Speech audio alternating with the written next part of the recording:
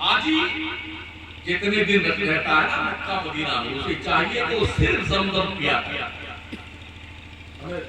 دوسرا پانی کہاں پر ہم لوگ میں پی لیتے ہیں زمزم تھوڑی ملتا پینے کے لیے اب یہاں آنے کے بعد کوئی حاجی آتا ہے تو اتنی بڑی چھوٹی سی شیشی شریف ہوتی ہے وہ بھی 2 بوند زمزم کی اور کم سے کم 50 بوند ہندوستان کا پانی ملا کر پھر دیا جاتا ہے بیچارہ کرنی کا 5 لیٹر تو ملتا ہے جب ہم 94 میں حج کرنے پہلی بار گئے تھے تو 20 لیٹر لے کے آئے 20 لیٹر پھر آہستہ ہم 2002 میں گئے تو 10 لیٹر ہو گیا 2007 میں گئے تب بھی 10 لیٹر تھا 2010 میں گئے حج کرنے پھر 10 لیٹر اس کے بعد کم وقت ہم پان کر لی اب صرف 5 لیٹر آپ لا سکتے ہیں زمزم اب خاندان بڑا ہے بیٹی کی رشتہ ہے بیٹوں کی رشتہ ہے اپنی رشتہ کس کو آدمی اصلی زمزم دے تو 2-4 گھر ہی ختم ہو جائے تو ایک بالٹی بھر کر کے پانی رکھتا ہے اور 3-4 بوند زمزم شریف اس پہ ملا کر کے آپ بھرتا ہے تو کرتا ہے زمزم لیجیے یہ کہتے ہیں ہم سب کرتے ہیں تو جب تک مکے مدینے میں رہو اگر کوئی بندہ زمزم تو اس نیت سے پیے کہ مجھے بھوک نہ لگے اللہ کی عزت کی قسم آپ جتنے دن رہیں گے مکہ میں بھوک نہیں لگے میں اپنا تجربہ بتا رہا ہوں احساس نہیں ہوتا بھوک کا اگر پیاس کے طلب میں پیاس نہ لگے یقیناً پیاس نہیں لگے اس لیے کہ اللہ کے نبی نے فرمایا جس نیت سے پیے گے آپ اللہ اس نیت میں اس چیز کو جو ہے قبول فرماتا ہے تو زمزم پانی جب بھی پیا کرے نا تو ہر پینے سے پہلے کسی نہ کسی نئی دعا کو اللہ سے نہ دیا لوگ کہتے ہیں ہمارے لیے دعا کرنا ہمارے لیے دعا کرنا حاجی صاحب ہمارے لیے دعا کرنا وہ دعا کرنا وغیرہ وغیرہ یہ سب یاد رکھا کریں حاجی لوگ جن لوگوں نے دعاؤں کے لکھا ہے ان سب کے نام کو یاد نہیں رہ پاتے ہیں دعائیں بھی یاد نہیں رہتی ہیں اور حضرت سرکار نے فرمایا کہ وہ ایک شعر ہے جن دعاؤں کے لیے احباب نے کہا پیش خبیر کیا اسے حاجت خبر کیا اللہ جس نے دعا کے لیے کہا تو اس کا نام بھی جانتا ہے اس کی دعا بھی جانتا ہے مولا تو اپنے کرم سے قبول کر سب کی ہو گئی لوگ کہتے ہیں نا حضور کو سلام کہہ دینا میرا اگر آپ نے ہاں بھر لیا ہے نا تو آپ پر واجب ہے کہ اس بندے کا سلام مصطفیٰ کی دہلیز تک پہنچاؤ یہ کہنے سے کام نہیں چلے گا میں تو بھول گیا میں تو بھول گیا تھا یہ کہنے سے کام نہیں چلے گا تو حاجیوں کو چاہیے کہ وہ لوگوں کو بتا کے جائے اور ویسے بھی ماشاءاللہ حالت یہ ہوتی ہے کہ جب کعبہ پہ پہلی نظر پڑتی ہے روکتے کھڑے جسم پہ لرزہ طاری ہوتا ہے زندگی پر جس کعبہ کی طرف منہ کر کے میرا کعبہ شریف کی طرف اللہ اکبر ہم نماز پڑھتے تھے آج وہ کعبہ نظروں کے سامنے ہوتا ہے نا تو روکتے کھڑے کعبہ شریف کے پرنارے رحمت کے نیچے کعبہ شریف کے اتر سائیڈ ادھر مدینہ ہے حتیم کعبہ کے اندر پرنارے رحمت گرتا ہے تو جہاں کعبہ کے چھت کا پانی نیچے گرتا ہے حتیم کعبہ میں اس کے نیچے پتھروں کے نیچے حضرت اسماعیل علیہ السلام کی قبر مبارک پتھروں کے نیچے جہاں پانی گرتا ہے اور کعبہ کے پوربی دیوار سے لے کے مقام ابراہیم کے بیچ کی زمین میں 70 نبیوں کی مزاریں ہیں 70 انبیاء کرام کعبہ کے 4 کونے ہیں 4 کونوں کا الگ الگ نام ہے اور ہر کونے کو اللہ دعا قبول فرماتا ہے کعبہ کی دیواروں سے لپٹ کر کے مستجاب ملتزم دروازے کعبہ پکڑ کے لوگ ایسے رو رہے ہوتے جیسے بچہ ماں سے پیچھا کر کے روتا ہے اپنی خطائیں یاد کر کے اپنے گناہ یاد کر کے اب رب کے حضور حاضر ہے اللہ کے گھر کے سامنے رب کے دہلیز پر اللہ کی چوکھٹ پہ بندہ موجود ہے تو بندہ ہے اور اللہ اپنے رحمتوں کا ایسا باران کرم نازل کرتا ہے، ایسا میرے آقا کریم فرماتے ہیں حجر اسود اور مقام ابراہیم یہ دونوں پتھر جنت کے دو یاقوتوں میں سے یاقوت ہیں۔ جب یہ پتھر اتارے گئے تھے آسمان سے جنت سے مکے میں تو ایک دم سفید تھا یہ پتھر، اتنا روشن تھا کہ اس کی روشنی کو دیکھ کر کے 22 کلومیٹر تک روشنی جاتی تھی۔ اسی روشنی کی آدھار پر حرم کی حدود متعین کی گئی، چاروں طرف 22 کلومیٹر حدود حرم، یہ روشنی وہاں تک جاتی تھی۔ آج حجر اسود ایک دم کالا کالا، ایک دم کالا، کوئی روشنی نہیں۔ میرے حضور اسلام فرماتے ہیں مفہوم حدیث، جب یہ پتھر اتارا گیا تھا تو بہت زیادہ روشن و منور تھا، مگر اولاد آدم کے گناہوں نے اسے کالا کیا۔ خدا نے حجر اسود میں چوسنے کی جاذبیت رکھی ہے، جب بندہ حجر اسود کو چومتا ہے تو حجر اسود گنہگار کا گناہ چوس لے کر دیتا ہے اور گنہگار کو پاک صاف کر دیتا ہے۔ یہ خاصیت اللہ نے رکھی ہے۔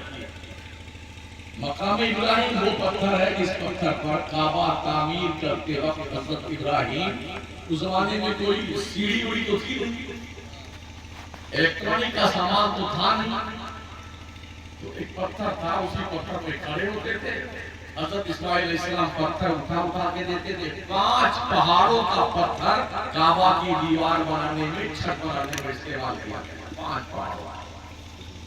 تو وہ پتھر دیتے جاتے تھے اور وہ چنائی کرتے جاتے تھے ابراہیم پیغمبر، جہاں جہاں جیسی ضرورت پیش آتی پتھر اوپر ہو جاتا، نیچے ہو جاتا، گھومتا رہتا چاروں طرف۔ کعبہ بن کے تیار ہوا تو اللہ کریم نے اس پتھر کو یہ زما عطا فرمایا۔ حضرت ابراہیم کے دونوں قدمین شریفین کے نشان جیسے دھول میں ہم پیر رکھتے ہیں نشان بنتا ہے، ایسے سخت پتھر پر ابراہیم کے قدموں کے نشان اللہ نے محفوظ کر دیا۔ یعنی کہ کعبہ بنانے کے بدلے میں اللہ نے ایک عزت تو یہ دی ابراہیم پیغمبر کو، رہتی دنیا تک ان کی نشانی مقام ابراہیم کو کعبہ کے پاس رکھوا دیا اور یہ فرما دیا وَاتَّخِذُوا مِن مَّقَامِ إِبْرَاهِيمَ مُصَلًّى۔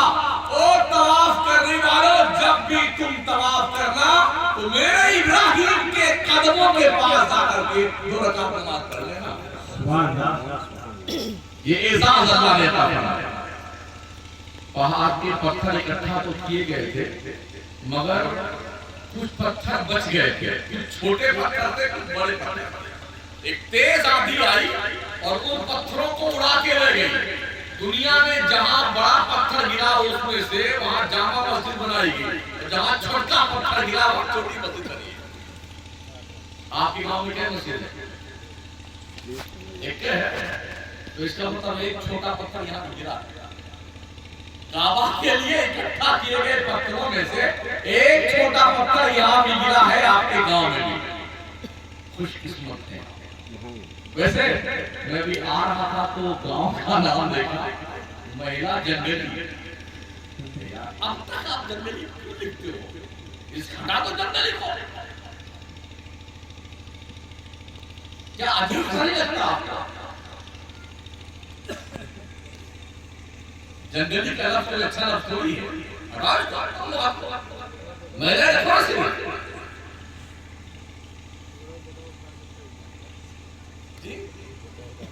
میں اپنے طرف نظر نہیں کر رہا ہوں، بورڈ لگا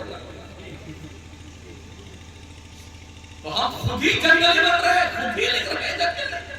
ارے کوئی اچھا سا نام رکھو یار، بزرگوں کے نام پر اپنے گاؤں میں کیا دقت آتا ہے؟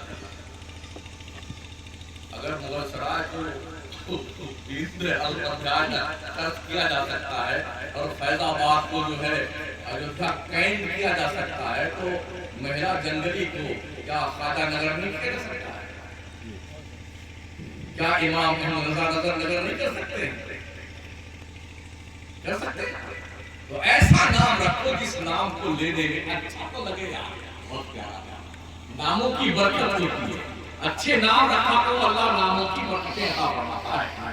نعمتیں عطا فرماتا ہے. تو عرض میں کرنا تھا ساتھیوں کہ حاجی جب عرفات کے میدان میں ہوتا ہے 8 ذوالحجہ کو مینا میں 9 دعات میں جہاں پر ظہر اور عصر کی نماز پڑھنی ہوتی ہے. ظہر کو آخر وقت میں پڑھنا ہوتا ہے, عصر کو اول وقت میں پڑھنا ہوتا ہے. اتنا بڑا میدان ہے کہ اگر لوگ کسی ایک امام کے پیچھے نماز پڑھنے کے لیے جائیں نا تو وہ گم ہو جائیں گے, اسی کو پتہ نہیں چلے گا کہاں گئے حاجی صاحب, اب ان کو ڈھونڈتے رہیے. اس لیے ہر آدمی اپنے اپنے خیمے میں نماز پڑھتا ہے, کہیں نہیں جاتا ہے کسی مسجد کے آس پاس نماز پڑھتا ہے. ایک مسجد ہے عرفات کے میدان میں جسے مسجد نمرہ کہتے ہیں, تو اپنے خیمے میں آدمی نماز پڑھتا ہے. اور جب عصر کی نماز پڑھ لیتا ہے تو دعا کرنے کا وقت آتا ہے, موقف میں دعا کرنے کا وقت. یہی وہ وقت ہوتا ہے جب حاجی دعا کرتا ہے نا. اللہ کے نبی علیہ السلام فرماتے ہیں آج تک عرفات میں کوئی بھی ایسا اہل ایمان نہیں ٹھہرا ہے جس کو اللہ نے بخشش کا پروانہ مانا. اہل ایمان کی بات کر رہا ہوں, ورنہ وہاں بھی سوچ لے کہ ہم بھی اسی میں شامل ہیں.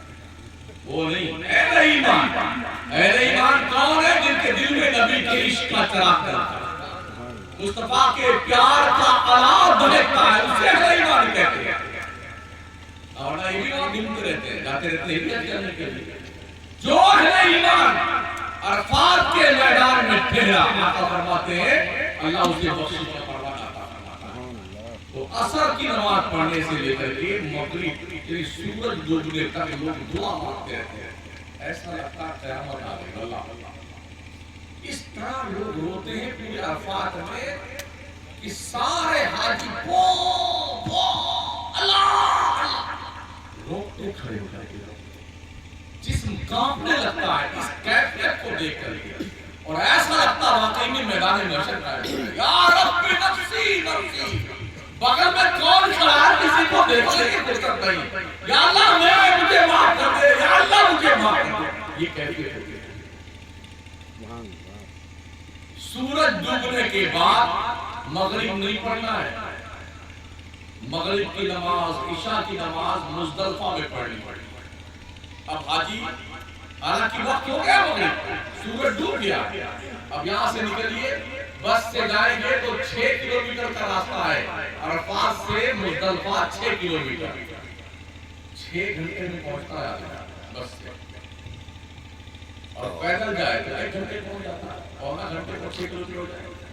یہ زیادہ آسان ہوتا ہے کیونکہ اکثر لوگ جانتے ہیں نہیں راستہ ہوتا, تو جا کے بس میں بیٹھے ہیں. اب اسے یہ چیٹیاں کیا چلتی ہیں, چیٹی, اس سے بھی کم رفتار ہوتی ہے بس کی, ورنہ 6 کلومیٹر اور 6 گھنٹے. مغرب یعنی کہ سورج ڈوبنے کے بعد بس نکلتی ہے اور پہنچتی ہے 2 بجے رات. مغرب نماز ختم ہو گیا نہیں, نماز کا وقت بھی ختم ہو گیا مغرب کا, لیکن مزدلفہ میں پہنچنے کے بعد حاجی کو حکم ہے تمہیں قضا مغرب کی نماز نہیں پڑھنی ہے, ادا پڑھنی ہے.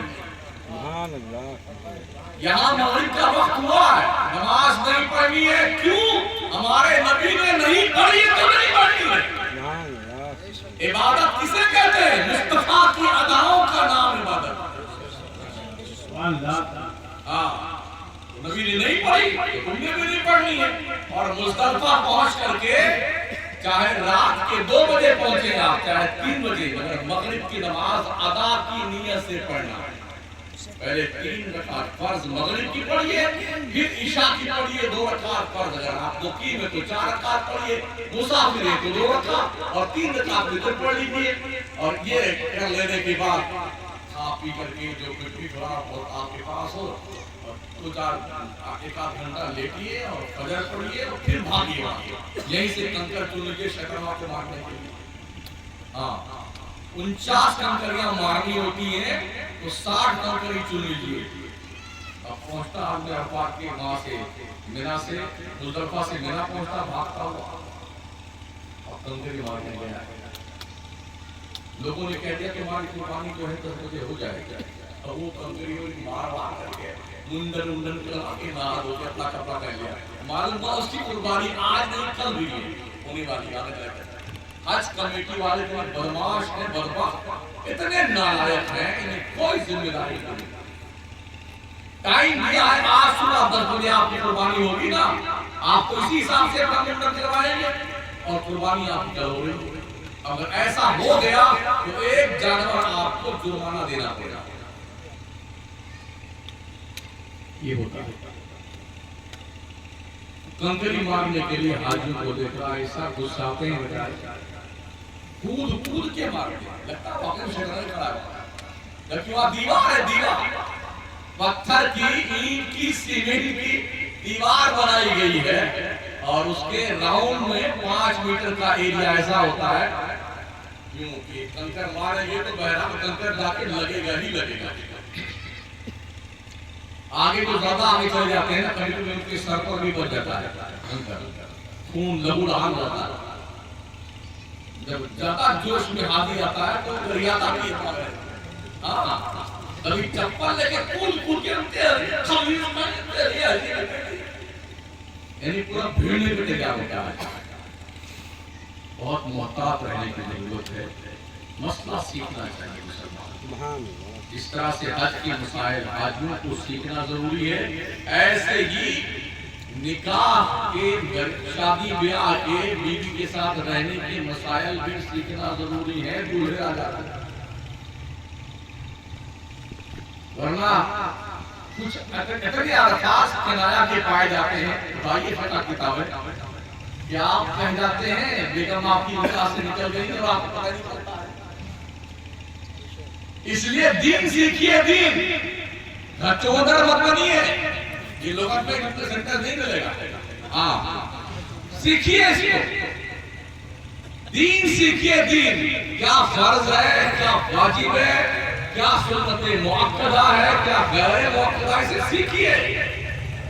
کیا کہنے سے نکاح ٹوٹ جاتا ہے، کیا کہنے سے نہیں ٹوٹتا ہے، اگر ٹوٹ گیا تو اس کو جوڑنے کا رستہ کیا ہے، سیکھنا ہوگا۔ لیکن جتنا آسان مسلمان دین سمجھتا ہے اتنا آسان کوئی اور کام نہیں سمجھتا ہے، جو ہوگا دیکھا جائے۔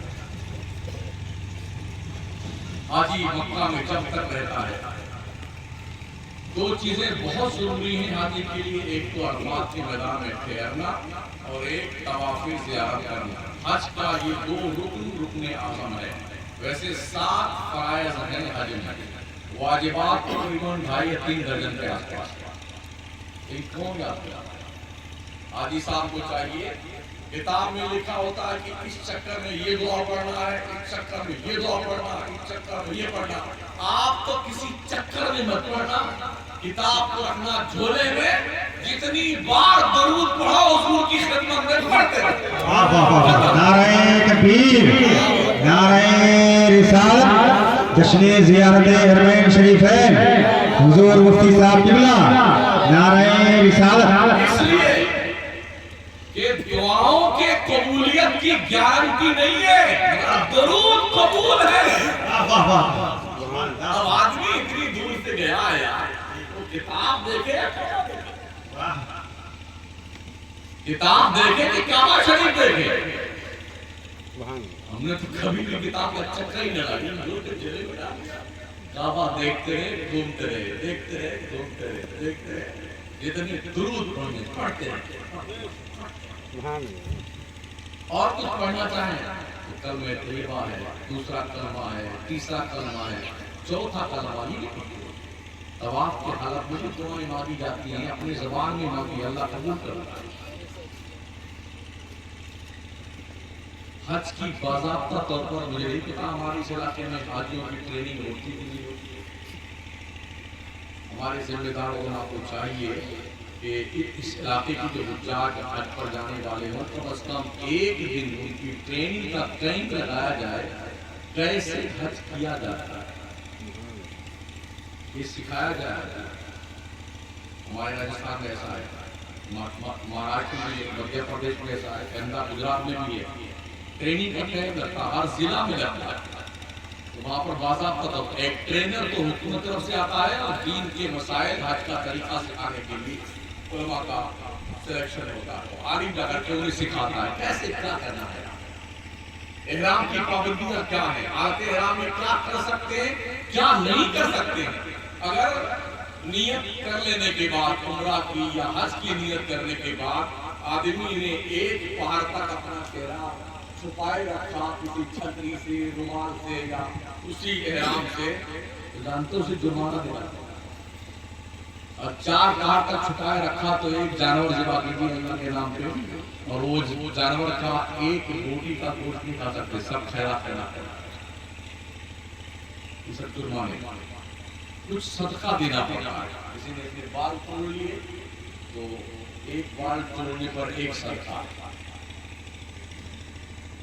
اس لیے حاجیوں کو چاہیے جب حج سے فارغ ہو جائے تو 1-2-3 کلو کھجور لے کر کے وہیں پر صدقہ کر دے بانٹنے والے، صدقے نہ کسی کو بانٹے، ہر کوئی سے کھا سکتا صدقے نہ۔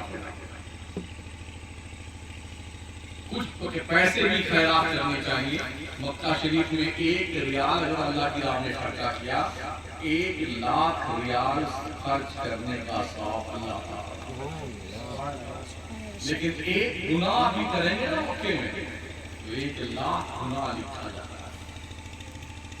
شہر مدینہ میں ایک نیکی کریں گے تو 50,000 نیکی لکھی جاتی ہے، ایک گناہ کریں گے تو 1 گناہ لکھا جاتا ہے۔ یہ سب تمہارا کرم ہے آقا کے بعد اب تک کرم نہیں، ایک گناہ پر 1 گناہ لکھا جاتا ہے۔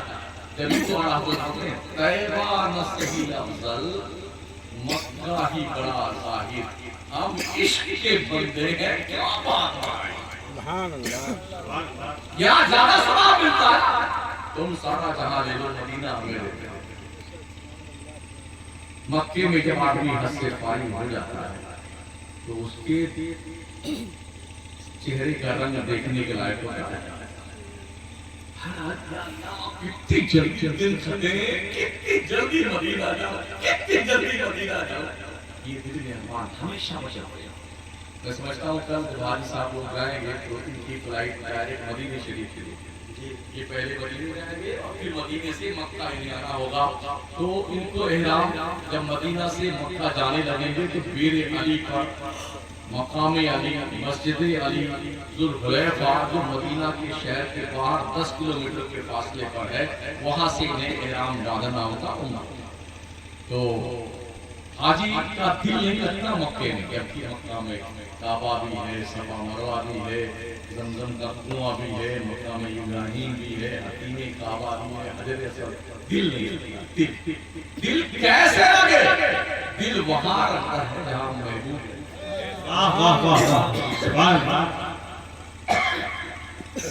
آپ بہت خوبصورت گھر بنائے، بہت قیمتی، کروڑوں اربوں روپے کا بنگلہ، لاکھوں کے جھومر سجانے، اور اکیلے بیٹھے رہے اس گھر میں تو ایک ایک جھومر آپ کو گولی مارتا رہے، کٹوں کے لگائے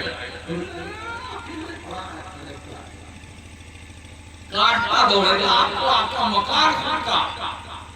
اگر آپ کا محبوب، آپ کی اہلیہ نہیں، آپ کی فیملی نہیں ہے تو گھر اچھا نہیں لگے گا، چاہے کتنا قیمتی بنا لے، ٹھیک ہے نا؟ جھوپڑے میں آدمی رہتا، فیملی پوری ہے، گھر بھرا ہوا بڑا خوش رہتا۔ میں نے کہا اللہ گھر تو تیرا مکے میں، محبوب تیرا مدینے، کیا بات ہے، کیا بات ہے، پیدا تو مکے میں کیا تو نے اپنے محبوب کو، اور بھیج دیا مدینے میں 500 کلومیٹر دور اپنے گھر سے۔ شاید یہی وجہ ہے کہ اللہ کا گھر حج کر لینے کے بعد اچھا نہیں لگتا، یہ محبوب نہیں ہے نا، نیکیاں مل رہی مگر محبوب نہیں، اس لیے آدمی تڑپتا ہے۔ سرکار اعلیٰ حاجیوں آؤ شہنشاہ کا روضہ دیکھو، کعبہ تو دیکھ چکے، کعبہ کا کعبہ دیکھو۔ آب زمزم تو پیا خوب بجھائیں پیاسیں، آؤ جو دے شہر کوثر کا بھی دریا دیکھ۔